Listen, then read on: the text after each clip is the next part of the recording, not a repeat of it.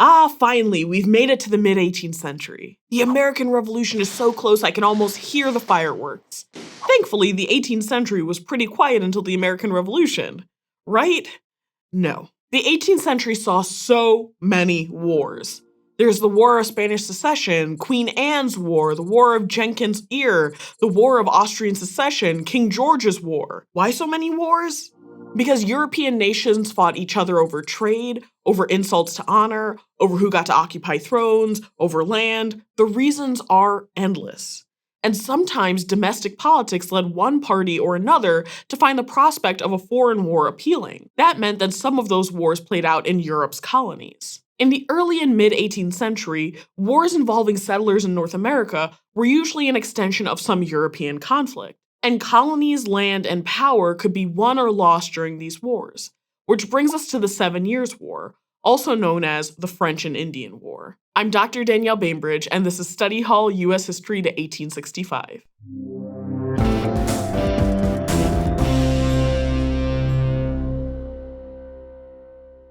Before we jump in, pop quiz. How long did the French and Indian War last? How we answer that question depends a lot on how we see the war itself. If it's a conflict confined to just the North American continent, then we can say it was a 7-year war, hence the name, 7 Years' War. But if we look at the war as a global conflict, with fighting throughout North America, India, and Europe, then it was much longer. In fact, so many European powers were involved that Winston Churchill called it the First World War. But not knowing the specific dates or length can be complicated and frustrating. I mean, this is the only math we have to do as historians, and we can't even agree on the answer. One thing's for sure, though. The French and Indian War was the start of a chain reaction in North America. Technically, the French and Indian War was an extension of the War of Austrian Succession, which left Britain and France as enemies, and those feelings continued in the North American colonies. Around 5 episodes and 100 years ago, England had a teeny tiny empire.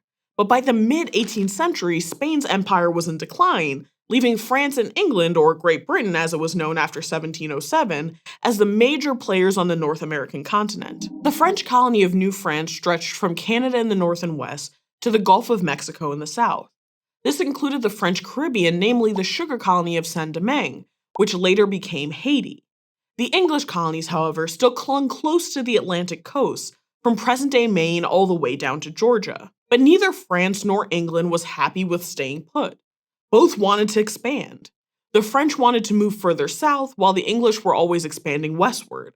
This put the two colonies in an inevitable collision course. These two colonies overlapped in the Ohio River Valley. They were English settlers and French colonists, but there were also a lot of indigenous communities in the area that played the French and English against each other. The Ohio Valley was also the scene of intense land speculation, which is the purchase of land with the hopes that it'll increase in value over time. Indigenous communities wanted to live on and use the land as they had been doing. As for the European settlers, some wanted land in order to gain power. Others, who were not as wealthy, still wanted to claim it as their own. But to understand how this war played out, we need to refresh our memory of who was settling this area. A few episodes back, we talked about how the French weren't as much interested in settling North America as they were in using it for trade. Small bands of traders showed up, interested in the fur trade and land speculation. The English, on the other hand, were far more interested in settling down, raising a family, and living a quiet life. And while imposing English structures of governance was incredibly destructive to indigenous communities, this also meant that the English had far more settlers in its colonies than the French. In the 1750s, the population of England's 13 colonies was around 1.5 million. In New France, that number was less than 70,000. And while we don't know precisely the number of indigenous peoples living around this time, we do know that the Ohio Valley was home to several different groups. Many of these tribes were newly formed, consisting of survivors from other tribes that had been impacted by the settlers' disease and violence. Various members of these groups migrated to the Ohio Valley during this time. And like we mentioned, the indigenous peoples did an excellent job pitting the Europeans against one another. As a strategy, it made sense. Indigenous peoples tended to ally with either the French or the British. Their value as military and economic allies to empires struggling for dominance gave them leverage that they would not have had if one powerful empire was able to control the territory on its own. As long as France and England fought each other, The tribes in those areas could negotiate with both. But the French and Indian War changed all of that by forcing the natives to pick sides in the fighting. And because the French were far more likely to learn their language and actually work with the natives, it shouldn't be surprising that many tribes aligned with the French. And the French were so apt to work with native tribes because, well, it was in France's best interest to. If traders wanted fur pelts, they needed to work with the indigenous populations. If Jesuit missionaries wanted converts, it helped to know the natives' language to preach and share God's word with them. The English, on the other hand, weren't interested in trade or conversion. They wanted the land. And when natives got in the way of that, well, things usually got violent. In 1752, the governor of Virginia awarded 500,000 acres of land in the Ohio Valley to English settlers. But the French had other ideas. To protect their own claims to the Ohio Valley, French soldiers began constructing a series of forts in northwest Pennsylvania in 1753. In response, the governor of Virginia, who stood to lose a lot of money if France kept the Ohio Valley, sent a militia to, keep an eye on the French and tell them, very politely, to leave. The man chosen to lead the militia? None other than a 21-year-old George Washington. Washington's brother also stood to lose a lot of money if the Ohio Valley stayed with the French, so this was personal. After the French refused to leave, Washington returned to Virginia and told the governor, "I cannot tell a lie, they won't leave." So Washington was sent out again. Along the way, he came across a few dozen French settlers in southwest Pennsylvania. Washington and his troops, which included a few natives, ambushed the French on May 28, 1754. Washington won this little skirmish, but retreated to Fort Necessity a few miles away. In July, the French showed up at Fort Necessity. The French, still upset about the whole ambush situation, forced Washington to surrender Fort Necessity. Washington did surrender, and that's how the war started. For the next 2 years, that's pretty much how the war went down. British militias did poorly, constantly suffering defeat by the French and their native allies.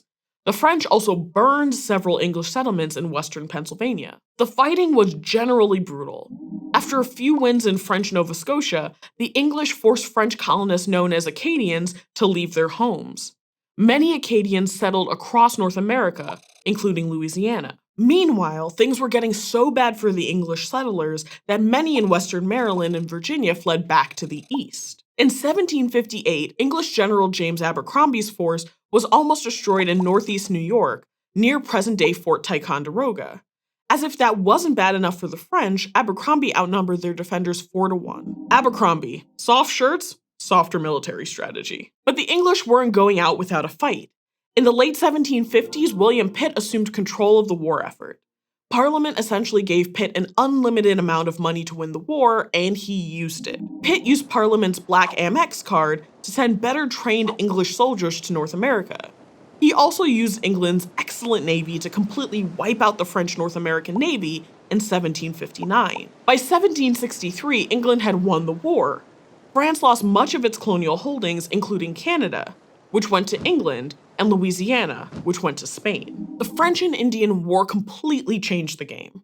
For starters, no more French Canada meant natives lost the ability to play England and France against each other. The British believed that the colonies should be grateful for getting the French out of their hair. The colonists, on the other hand, thought that the British should be grateful for colonial participation in the war. After all, lots of colonial militias were used during the fighting. The colonists also felt that British protection was no longer needed, since the French were no longer a threat. Then we have the taxes. The Stamp Act, the Sugar Act, the Intolerable Acts, oh my. Remember when Pitt was given unlimited funds to win the French and Indian War? Well, the waiter just showed up with the tab, and that war was pricey. So England tried to raise revenue through taxes, which, spoiler alert, did not go over well. Some of the colonists started equating excessive taxation with an attack on liberty. And people don't really love it when you take away their liberty, but that's a story for another day. Thanks for watching Study Hall U.S. History to 1865, which is part of the Study Hall Project, a partnership between ASU and Crash Course. If you like this video and want to keep learning with us, be sure to subscribe. You can learn more about Study Hall and the videos produced by Crash Course and ASU in the links in the description. See you next time.